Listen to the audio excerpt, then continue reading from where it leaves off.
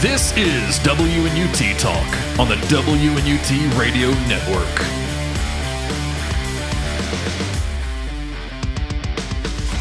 WNUT Talk is live on the air on the WNUT Radio Network. You know, all the regular places I talk about, Live 365, where you can stream us live all day long, 365 days of the year, in fact, or on our YouTube channel at The Real WNUT. Also, you know, a variety of places you can hear this show, including everywhere you get your favorite podcasts. You might do that on Spotify or Amazon or Apple.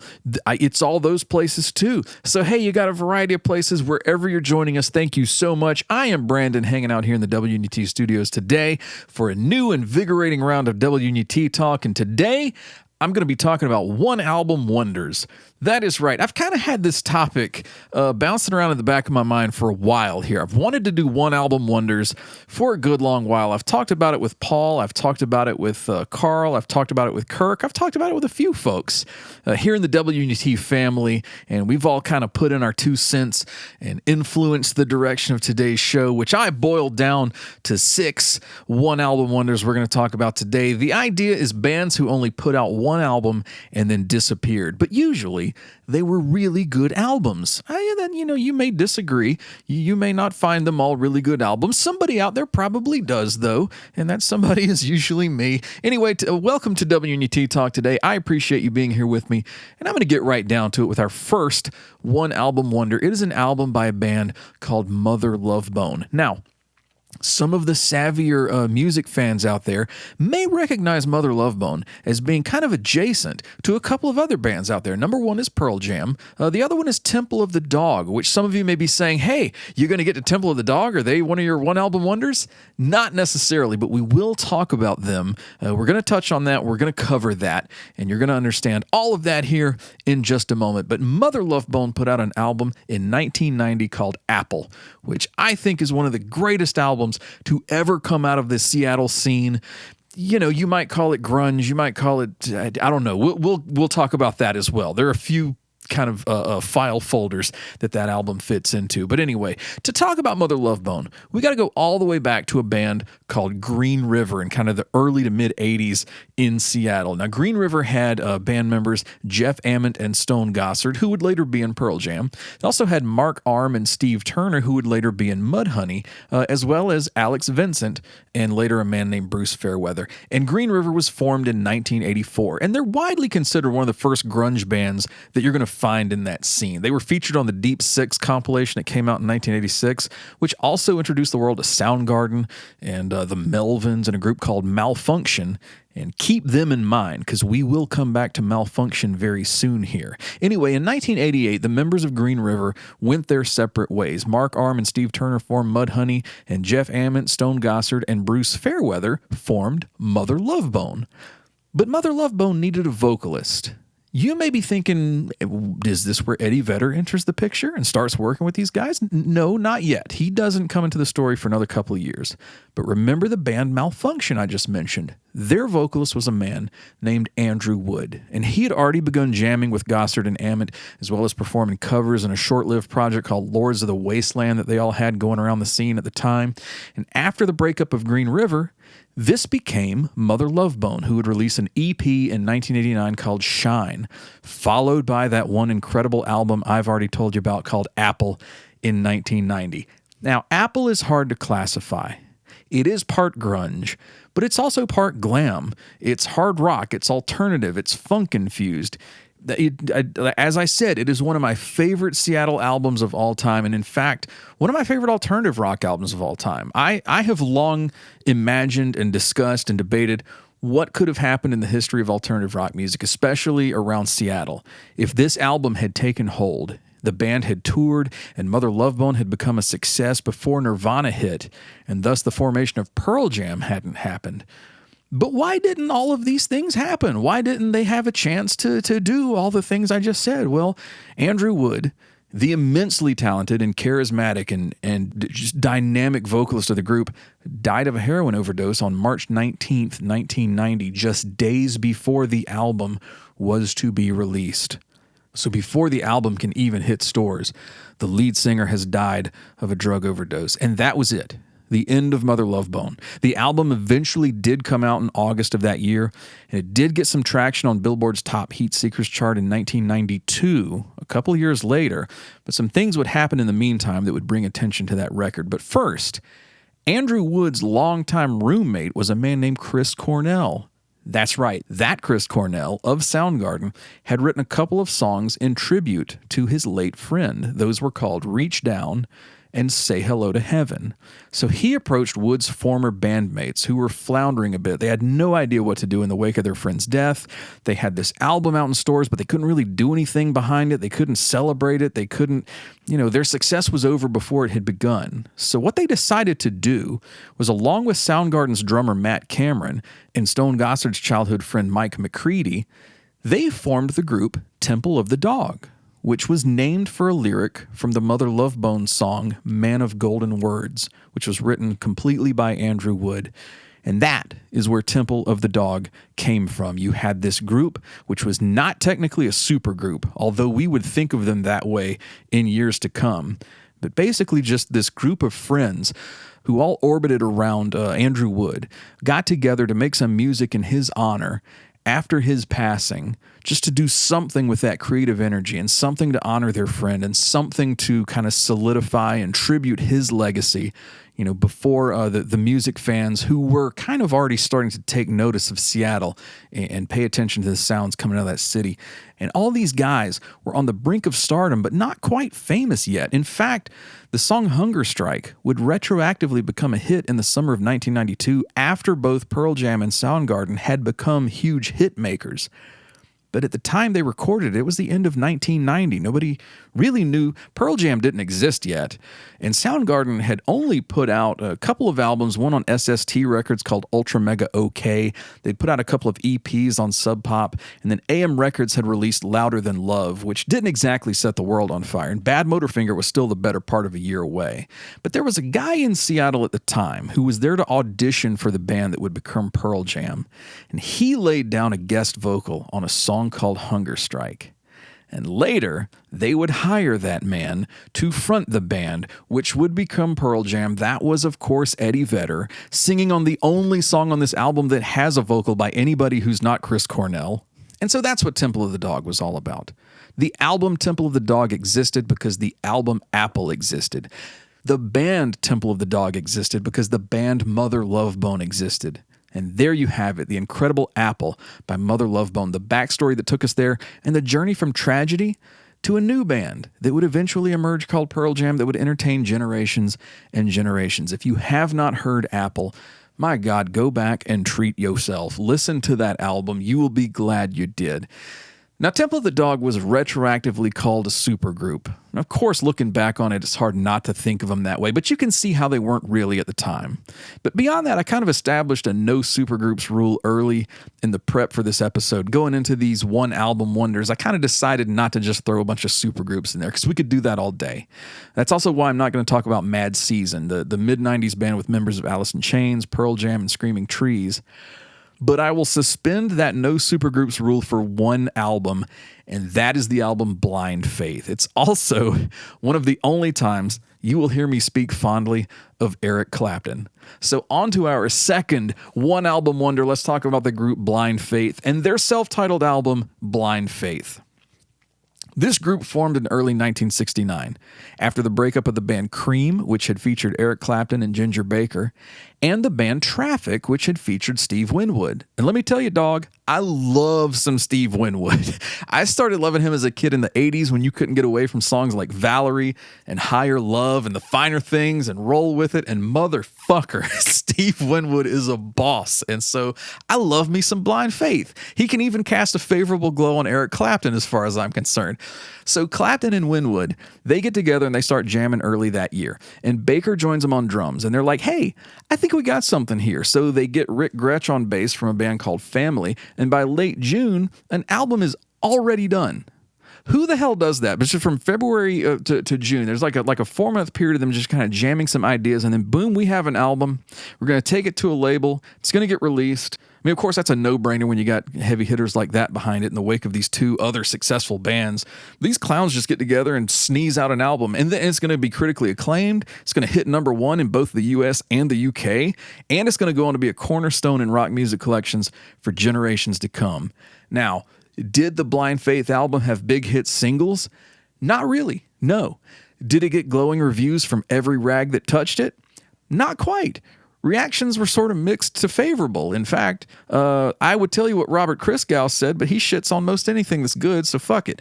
Rolling Stone even disagreed among themselves. One writer called the album, quote, not as much as I'd hoped, yet better than I'd expected, unquote.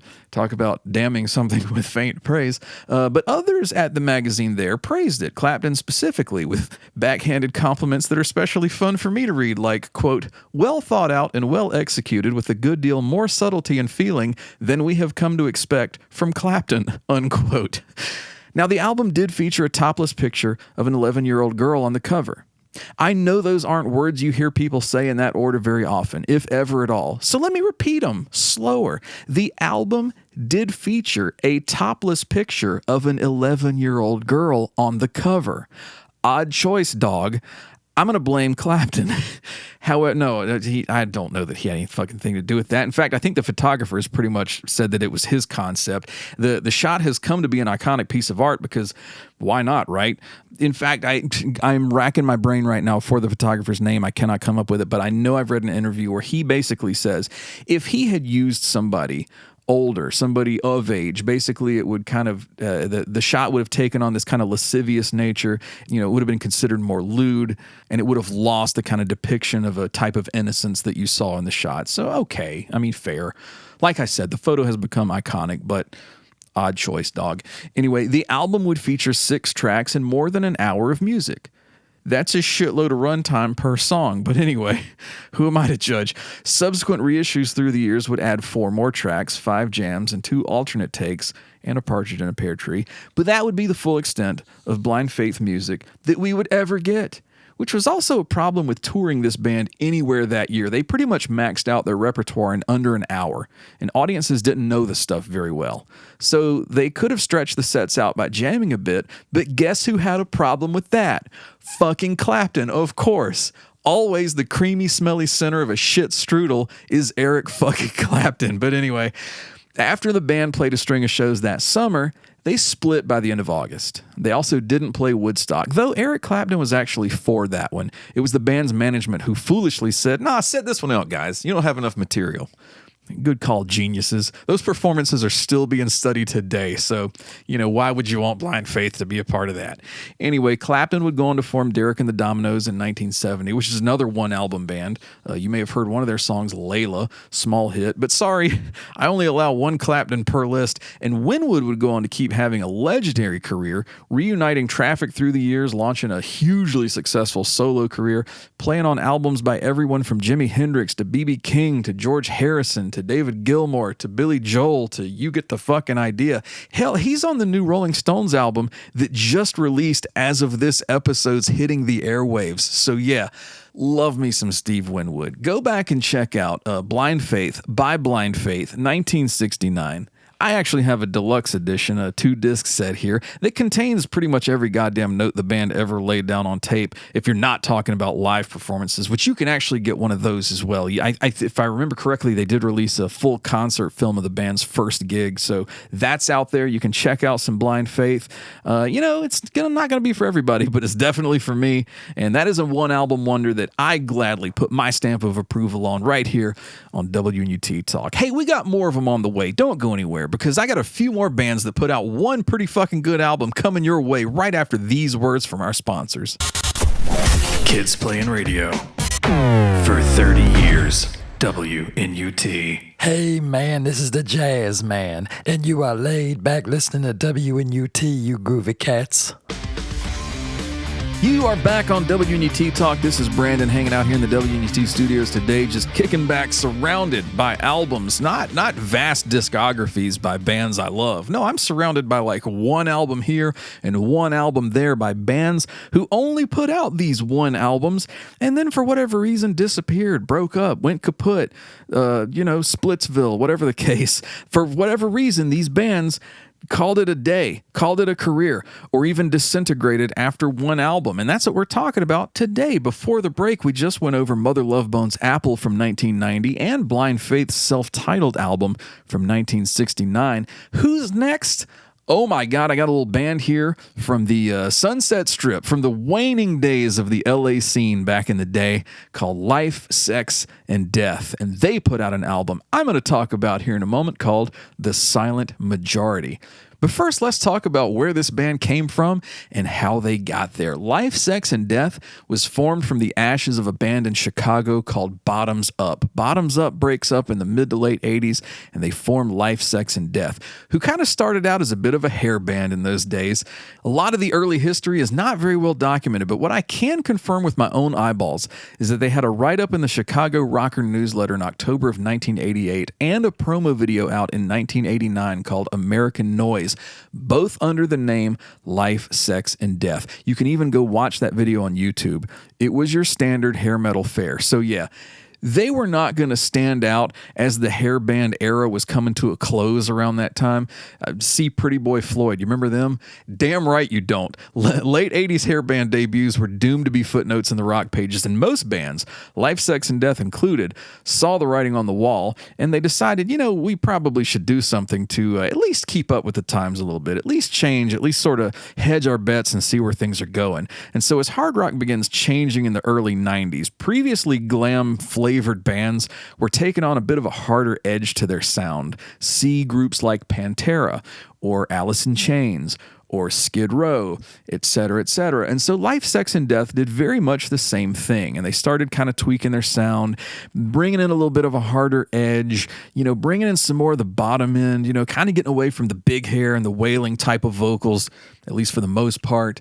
And another thing they did was relocated from Chicago to LA in 1989.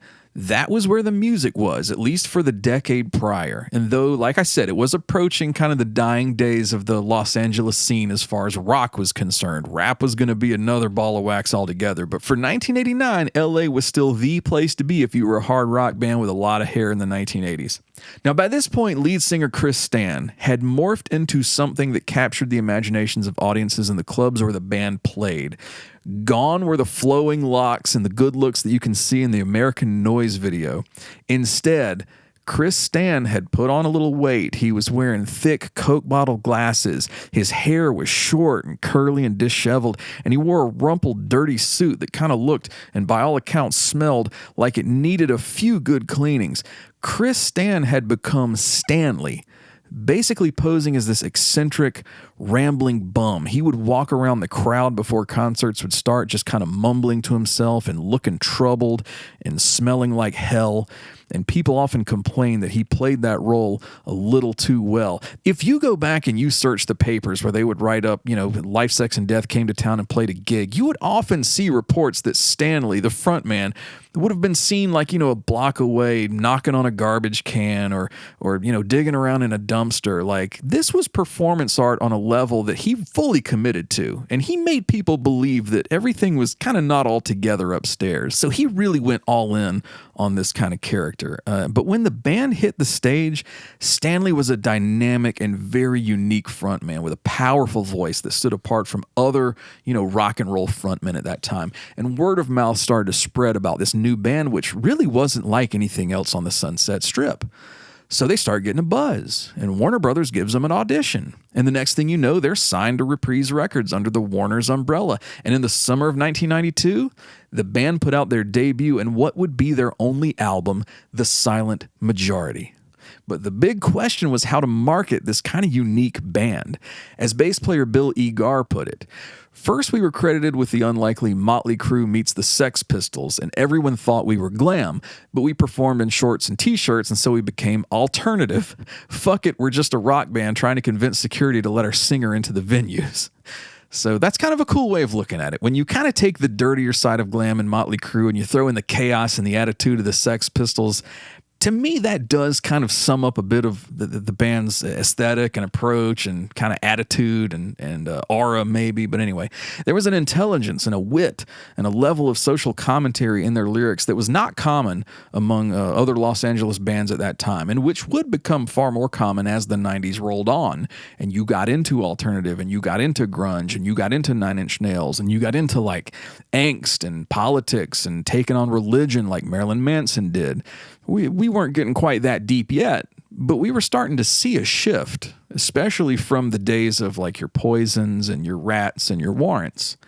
Now, fans and music historians do generally agree that Stanley's hypnotic stage presence set the band apart, kind of in a big way. But ultimately, they were a little too heavy for glam fans, and they were not heavy enough for your metal heads. So, you know, they had sort of one foot in each camp, but they weren't firmly committed to kind of either side of that. So that takes us back to the question I asked when the album first came out here in our story. How the hell do you market them? You know, who do you target this to? What do you do with that?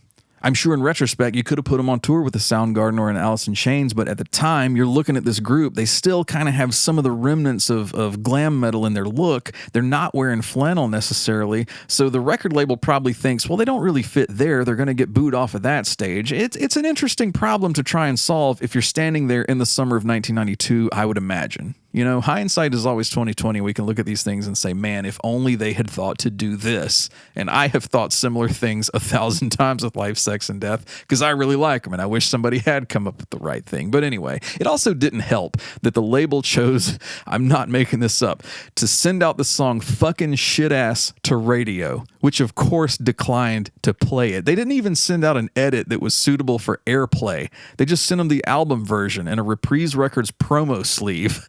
And while WNUT played that back in the 90s, no one else really could. So what the fuck? You could have made some wiser choices, is all I'm saying. Now, Life, Sex, and Death did get some visibility and some fans at the time. The provocative album cover was very visibly promoted in hard rock magazines like Circus and Hit Parader, and Beavis and Butthead featured their videos for Tank and Schools for Fools. And if you don't know what a blessing that show could be for a band at that time, just ask White Zombie. Their career was basically made by Beavis and Butthead's reaction to Black Sunshine and Thunder Kiss 65, so that could be a huge deal. But despite the Beavis and Butthead features, which according to guitarist Alex Kane did double the album's sales, gold was not in the band's future. They basically sold in the low six figures of the silent majority, and lack of momentum and record label support caused the members of Life, Sex, and Death to go their separate ways and on to other projects.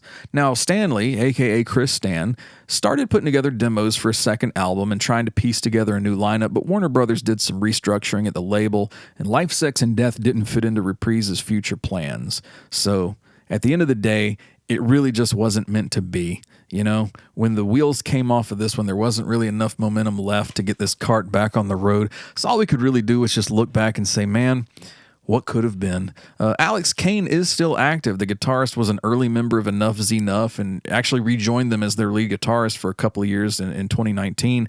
He's played with all the surviving members of the Ramones. He's got a series of projects that he plays across California with to this day. And even now, he'll tell you about meeting artists like Marilyn Manson and Slipknot's Corey Taylor, who have expressed their love of the band's album, The Silent Majority. So it definitely held a special place in the history of hard rock and alternative music heading into the 90s. And as Beavis said when he and Butthead watched the video for Tank, these guys should be on TV constantly. And I agree, Beavis. They should have been. But you know, another band that I was thinking about covering on this show, we're talking about groups that had one album and that was their whole discography for whatever reason, but I'm not really that qualified to talk about this next band. They just weren't really my scene. They weren't really my sound. That's why I got a buddy of ours on the phone who I figure can do this for us. So, hey, I got Kirk on the line. What is up, baby? Hey, man, how you doing? Good. So the band I'm talking about here is Operation Ivy. Op Ivy. I figure I've heard through the grapevine you know a thing or two about ska. A little bit. So I figure you might be the guy who could take us down the Op Ivy rabbit hole and tell us a little bit about this group, who they were, what they put out. Man, just we're along. You're our captain. Take us where you may. All right. So for all you youngsters, I'm going to pull up my old rocking chair and we're going to have a discussion here about ska. And everybody sit in a semicircle around Kirk. I'm gonna pull my long beard out of the way. No, seriously. So let's go back in time. So what we're going to be talking about is really the beginning of what is known as the third wave of ska. Now, I'm not saying Op Ivy was solely responsible, but it was in that nexus of events that would ultimately become known as the third wave ska. And let's just bracket out. The first wave of ska was the Jamaica sound hitting Europe, really big in the UK, Coventry, UK specifically.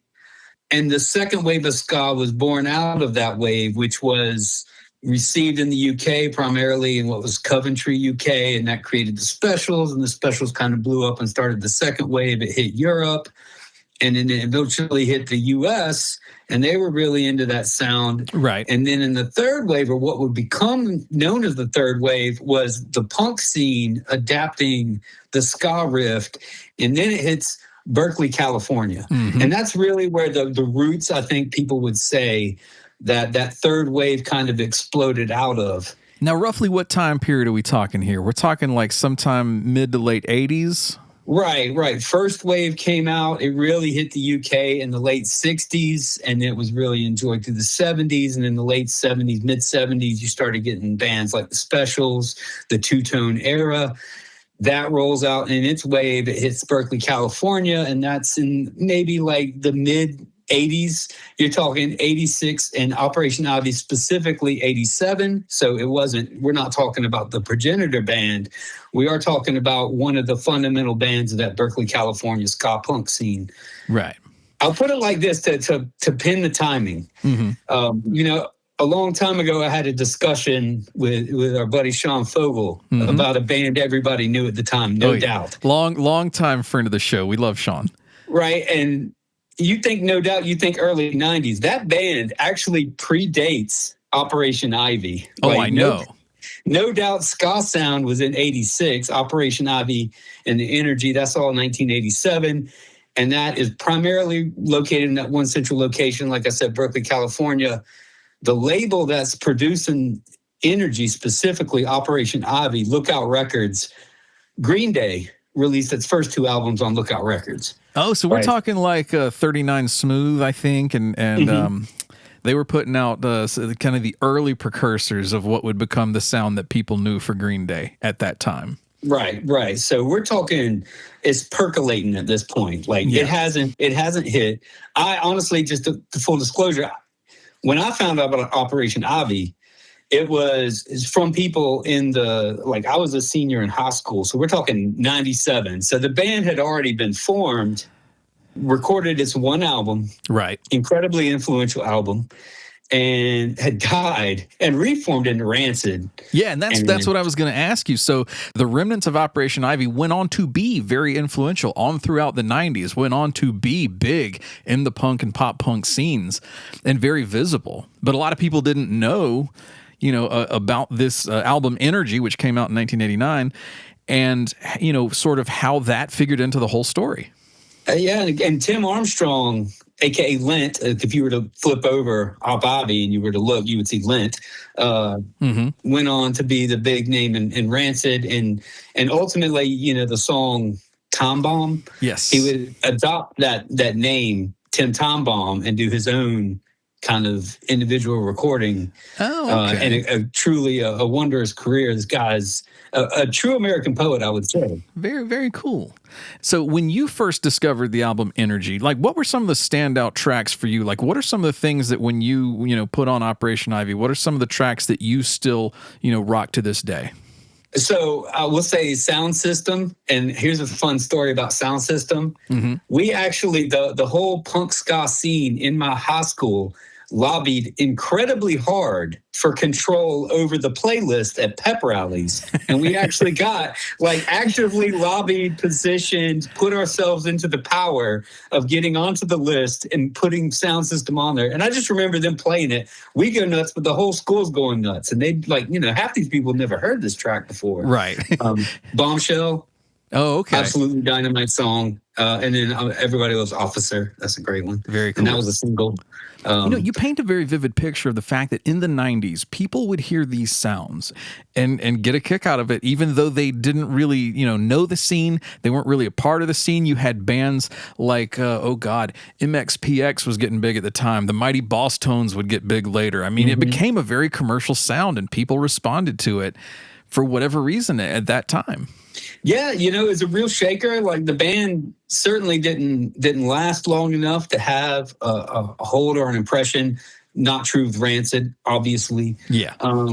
But obviously it was heavily inspirational, and people knew that in the scene because we were big into zines. You know what I mean? Like the punk zines, like the do-it-yourself kind of like Xerox magazines that talked about the scene, what was happening in the music, and basically Xerox. Man, I can feel it in my hand. I feel the zine.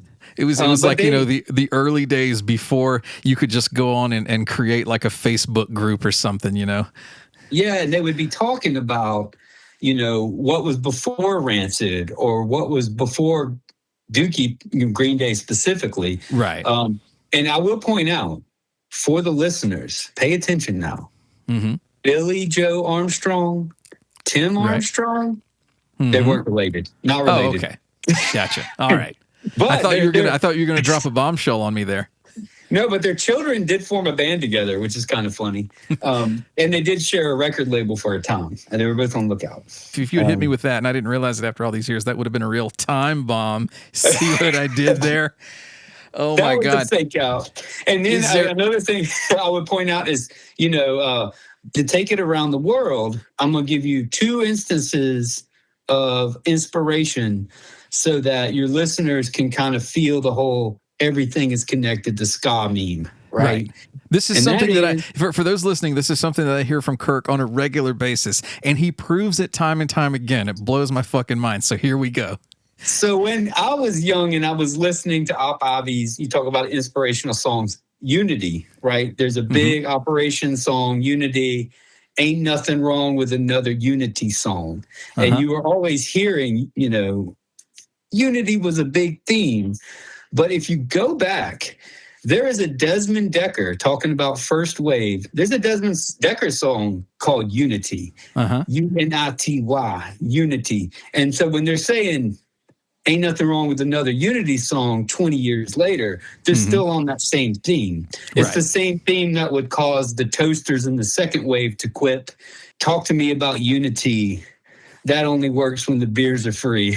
Right. So they're being very true to the roots of the sound. They're basically calling out, look, we know for a fact this is something that's been talked about through the generations, and we're not just trying to ride the nuts of what came before us, but this is important. This is a theme that exists in this zeitgeist, that we're a part of. And so they're bringing it to the audience who was sitting there listening to them then. Absolutely. Just as the ones before them had been doing for decades. This is thematic. The unity is part of the sound. That's all. And the energy, when they say energy, they're talking about physical contact, like in the dance hall. They're talking about dancing with each other, bouncing off each other. They're talking about what we would call mosh pitting, but, in a more ska punk kind of style, a little friendly, the kind of mosh pit you're going to lose your shoe in, like I had before. Yeah, very cool. I wanted to give you one more. Oh, well then, by all means, we are your subjects today, right? Yeah. So Unity, you think of the song Unity, and then you're like the Desmond Decker connection. Well, Tim Armstrong, Op Avi, Rancid, he did his own Tim Time Bomb. He actually does, and I would recommend, if you're going to want to try and get into this scene now and have this retrospective look up 30 Pieces of Silver. Like go out on YouTube, watch the music video. It's very much like if you think of Pulp Fiction and that song, like the Teenage Wedding. Okay. That's kind of the setup of the theme of the video. Like you watch it, it's a guy and a girl dancing in their home to the radio. Yeah. And they're playing 30 Pieces of Silver, which is a cover of an old Prince Buster song. And the sample in the song is literally a sample of the original 30 Pieces of Silver song by Prince Buster. Oh, okay. I think you told us a little bit about Prince Buster when we had you on the 80s Vibin' episode, and you schooled the jazz man for a little bit on Derek Morgan. You were talking about some of that. So that is a very cool tie-in to some earlier little education we had been dropping on these fine folks. You know, little nuggets of information. Now you're connecting it all. These are ska knowledge time bombs. Yeah, think about it like that. Well, speaking of taking things global and going around the world and making connections, there was another band that I had on my list that I was going to talk about on this particular episode of WNUT Talk. And if I've got you for another few minutes here, I was going to throw this at you unannounced. I didn't warn you ahead of time. I was also going to talk about the Sex Pistols. Now, how far back in this punk thing do you go, and how are you up on kind of the UK roots of the late 70s punk? Are you prepared to talk about Nevermind the Bollocks, or is that kind of out on the edges of the sounds that Kirk loves? I will be honest, I am actually not super familiar with the Sex Pistols. I am aware of the Sex Pistols, and like I've never actually sat and watched all of Sid and Nancy. Yeah. Not really so much my scene, but the Clash, on the other hand, I'm more familiar with. And they probably, I mean, obviously the Clash produced an infinite number of songs over its time. And almost all of my favorite Clash songs are very ska influenced, like Guns of Brixton, very rocksteady influenced. Man, that song is my jam. Yeah, and obviously talking about the Clash, we're talking about a group that definitely had more than one album, so they would not fit with our theme here today. But what I will do then, if you weren't prepared to talk about it, no big deal, because what I'm going to do is just during this break right here, I'm just going to do a little research. I'll come back and I'll talk about the Sex Pistols and Nevermind the Bollocks right after these words from our sponsors. Saturday nights at 10, WNUT becomes WJAZ, hosted by the jazz man Cool Cat K-Roz, playing all your favorite jazz hits. Hey cats, I got smooth jazz, I got cool jazz, I got bebop, I got modal jazz, Dixieland and swing, and you know how we swing on WJAZ. He's even got Queen's 1978 album Jazz when he's in the mood for fat bottom girls, which is often, but forget about that. And remember WJAZ every Saturday night at 10. With me, the jazz man. And always streaming on demand on the WNUT YouTube channel. Yo, this is Jimmy Coo from the world of rock, and you're listening to WNUT Going Nuts. You are back once again on WNUT Talk. You got Brandon hanging out right here in the studio. Kirk is no longer on the line, man. I do appreciate him bringing his expertise to a little discussion about Operation Ivy, the Energy album here, because like I said, I am not well-versed in ska. That is definitely a man who can talk authoritatively about the ska scene back in the day. But, I mentioned the Sex Pistols, and he couldn't really help me out with that. That wasn't really his thing. So during the break, I just totally whipped up some research here. And we're going to talk about Nevermind the Bollocks. Here's the Sex Pistols. That was their one album. Yeah, it is kind of mind-blowing to think that they only put out that one album back in the day. But it's true. Now, were they the first punk band?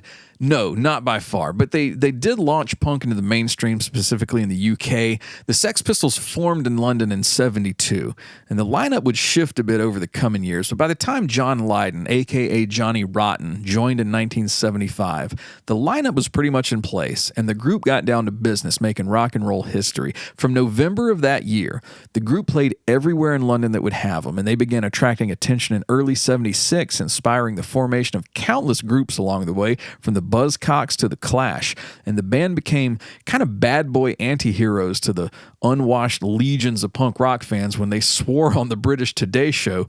Kicking off controversy, the show's host was actually suspended for 2 weeks for kind of encouraging that chaos on air. He claims he was just kind of trying to play the game and get control of the situation, but the show was eventually canceled a couple months later. So in March of 1977, the Sex Pistols began recording Nevermind the Bollocks, Here's the Sex Pistols, and the lineup had already shifted again by this point. Bass player Glenn Matlock was out, and a brash young son of a bitch named Sid Vicious would take his place during the album sessions, which would continue through the summer. Now, Nevermind the Bollocks would feature the breakout single Anarchy in the UK, which had already been released at this time, as well as 11 other tracks, including God Save the Queen and Problems, Bodies, and EMI, all massively influential songs, not just at the time, but 50 years on, continuing to influence and inspire musicians with the raw attitude and power that you can still hear in those songs today. Rolling Stone called it the most exciting rock and roll record of the 70s, and that takes in some pretty severe territory when you really think about it. It also was not without its share of controversy, what with the swearing in the lyrics and the word bollocks in the title, which is British slang for testicles or nuts or huevos or gonads. Hey, I like to be thorough here at WNUT. Now, the Sex Pistols would break up by January of 1978 because of infighting and drug issues and personality clashes. Hell, take your pick with this band. And attempts to get them to reunite were not successful. And if you know the story of Sid and Nancy, you know what came next. Sid Vicious was arrested for the murder of Nancy Spungen, his girlfriend, in October of 1978. And while out on bail in February of 79, he died of a heroin overdose.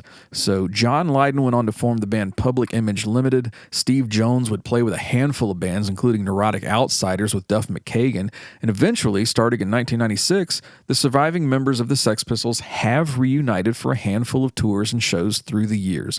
But one thing that has never changed and still remains hard-hitting to this day is the influence of their one album, Nevermind the Bollocks. Here's the Sex Pistols. We don't really count, what the hell was it called? The Great Rock and Roll Swindle. The band's manager, Malcolm McLaren, did oversee a film and soundtrack album after the band's breakup. That was the Great Rock and Roll Swindle. He even cobbled together some new songs for it by taking a tape of the group, rehearsing some tracks in 1976. And then he had Steve Jones and Paul Cook record new guitar and drums on them. And just like that, boom, he had instant new recordings by the band's classic lineup. But when those singles and the soundtrack came out between 78 and 80, the band was already a memory. And as Johnny Thunders of the New York Dolls said, you can't put your arms around a memory. See what I did there?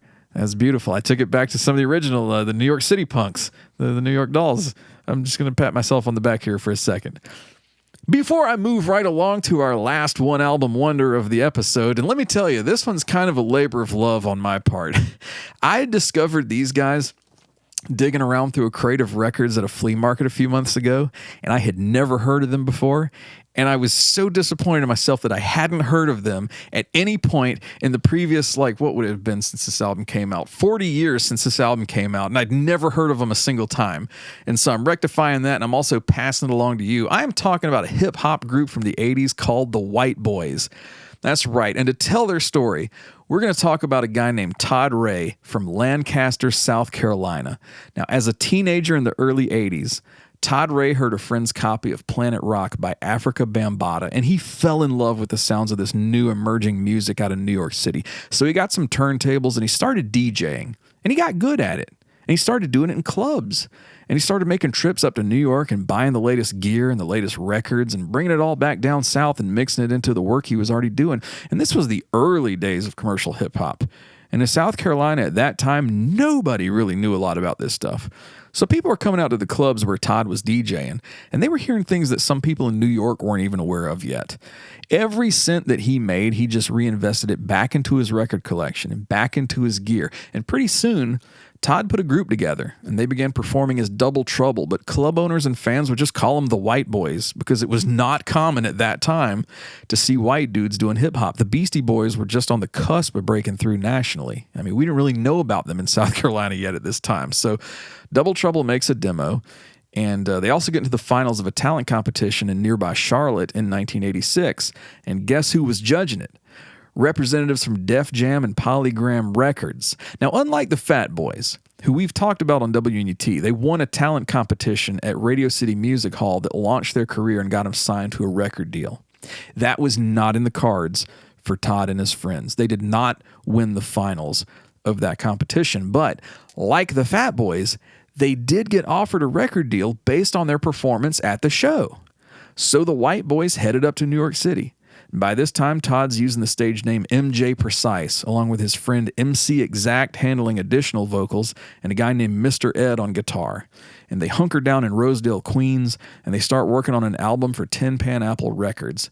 And that makes them label mates of the Fat Boys. They were on the same label as my boys. And the White Boys would put out a couple of 12-inch singles over the next year, one called This Is Hardcore and another one called Pump Me Up. And finally, an album would come out by this group, 1988's On a Mission, which even featured beats and production from the legendary Marley Marl of the Juice Crew and Cutmaster DC. The record mixed a little rock and roll into its rap, but think more like early Run DMC than like Sabotage.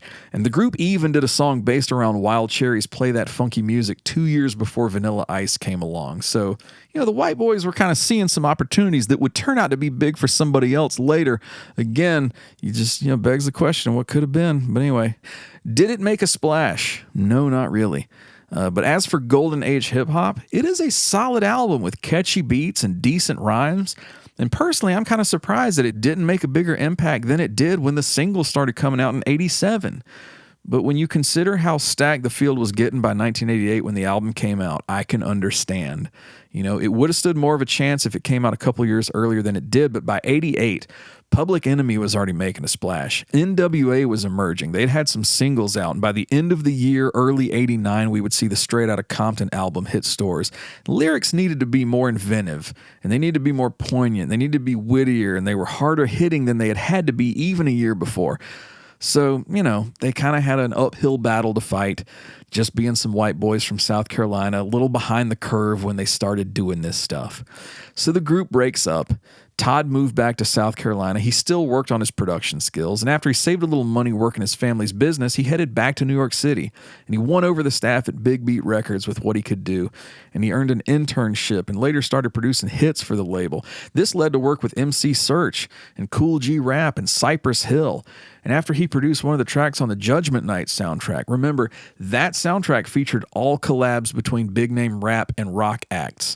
So after that, he branches out into rock music, and he worked with Helmet and Head Planet Earth and even Santana's comeback album, Supernatural, for which Todd Ray won a Grammy. He's also handled remixes for Korn, Audioslave, Mick Jagger, and House of Pain. So you know what? Whether or not On a Mission was destined for gold or platinum status, I still love it today, and I think it worked out all right for Todd Ray. Not bad for a white boy from South Carolina. Just like it ain't bad for a white boy from South Carolina to be hosting WNUT Talk right here on the WNUT Radio Network. Hey, thank you for joining us today as we've talked about our one album wonders. I just gave you 6 that you can go back, whatever your poison. Pick your poison. Go listen to some of these groups. And if you already knew every single one of them, hey, you're doing better than I was even a few months ago. Because like I said, I only found out about the White Boys back in May. But anyway, join us next time right here on WNUT Talk when our topic will be, hey, who the hell knows? Because I rarely ever do. Although I do have some very likely candidates on deck. So we will see you next time, and we'll find out together right here on WNUT Talk.